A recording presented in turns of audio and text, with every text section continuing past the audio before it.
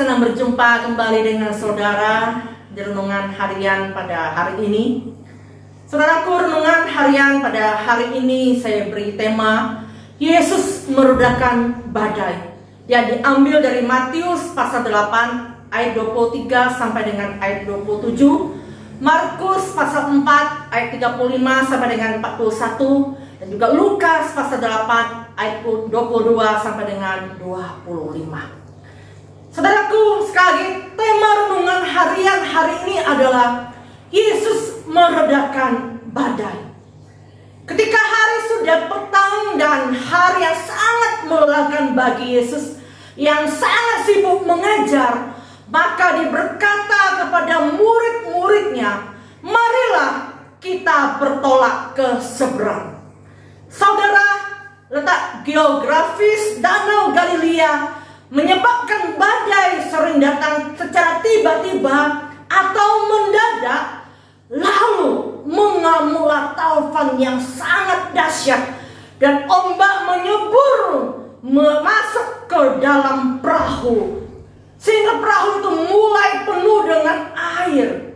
Yesus sedang tidur dan murid-muridnya pun ketakutan, dan dalam pikiran mereka bahwa perahu ini pasti tenggelam dan kita akan mati, dan mungkin juga mereka berpikir dan menggerutu dalam hati, "Guru enak-enaknya tidur dan apa tidak tahu bahwa kita akan mati." Kemudian mereka membangunkan dia dan berkata kepadanya, "Guru, engkau tidak peduli kalau kita akan binasa?" Saudara, berbicara tentang ketakutan, takut tidak selalu berarti dosa. Dan Yesus pun juga pernah merasakan ketakutan. Ia takut menghadapi penderitaan. Di dalam Lukas pasal 22 ayat 44, ia sangat ketakutan dan makin bersungguh-sungguh berdoa. Peluhnya menjadi seperti titik-titik darah yang bertetesan ke tanah. Ini adalah sesuatu yang manusiawi dan tidak berdosa. Tetapi lain halnya dengan ketakutan atau rasa takut murid-murid dalam ayat 25 ini. Rasa takut yang disebabkan kurang iman, tidak beriman, itu jelas adalah dosa. Pertanyaannya, saudaraku, sebagai orang yang mengaku percaya kepadanya, tatkala menghadapi situasi dan kondisi saat ini, bagaimana dengan kita sebagai orang Kristen dan secara khusus jemaat GP Krisminfo, tatkala menghadapi pandemi COVID-19 atau virus corona ini? Adakah ada perasaan takut yang berlebihan sehingga kemana-mana tidak berani, di rumah terus, dan lama-lama jika tidak disadari, ini akan berdampak negatif bagi dirinya, yaitu jiwanya bisa bermasalah karena tidak bersosialisasi dengan orang lain.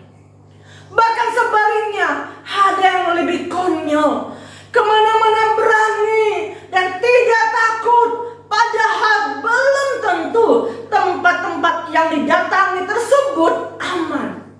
Tetapi ke gereja beribadah yang hanya 1 minggu sekali dan hanya 1 jam saja tidak berani. Takut kena virus corona dan takut ini dan takut itu. Saudara, rasa takut yang berlebihan ini disebabkan karena kurang iman, tidak beriman, dan ini adalah dosa. Saudara mungkin berpikir seakan-akan kita tidak bisa mati. Padahal sebagai manusia yang fana atau manusia terbatas, kita bisa mati. Dan kita sedang antri kapan kematian menjemput kita. Coba saudara bayangkan, tatkala ajal menjemput kita dan iman kita adalah iman yang mati, Karena tidak pernah lagi bersekutu dengannya, baik di gereja maupun saat teduh di setiap hari, dan merenungkan renungan harian di setiap harinya. Apakah mungkin Tuhan menjemput kita dan kita bersama-sama dengannya di surga? Karena itu saudaraku, saya mengapresiasi saudara yang tidak takut beribadah di gereja dan melayani. Sebab sebagai tanggung jawab kita sudah lakukan sedemikian rupa untuk mensterilkan gereja kita sebagai bentuk bahwa kita menerapkan protokol kesehatan sesuai dengan anjuran pemerintah. Sehingga secara manusia tidak ada alasan takut ibadah di gereja yang hanya 1 minggu 1 kali dan 1 jam saja, apalagi takut yang berlebihan. Di samping itu saudaraku, percayalah, semuanya tidak sia-sia.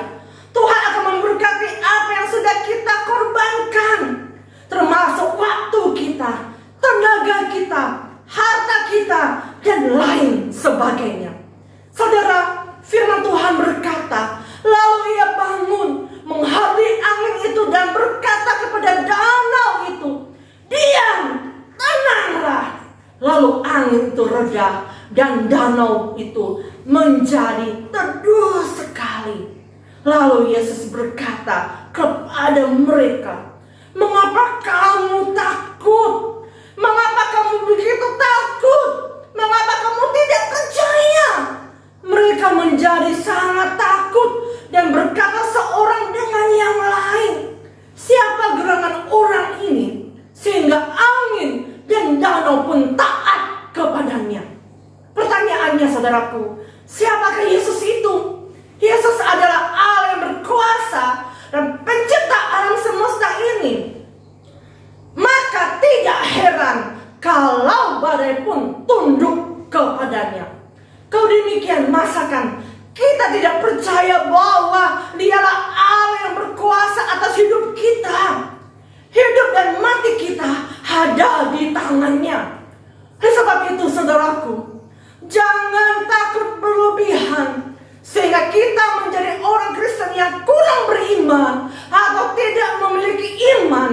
Tetapi sebaliknya, kita memiliki iman yang teguh, yang tak tergoyahkan, dan tidak takut menghadapi kesulitan apapun dan menyerahkan segala sesuatu kepadanya, termasuk hidup kita. Percayalah saudaraku, jikalau kita tetap setia, maka Yesus berkata, hai engkau hambaku yang baik dan setia, dan kita akan bersama-sama dengan Dia di dalam sorga. Selamat beraktivitas. Tuhan Yesus memberkati. Amin.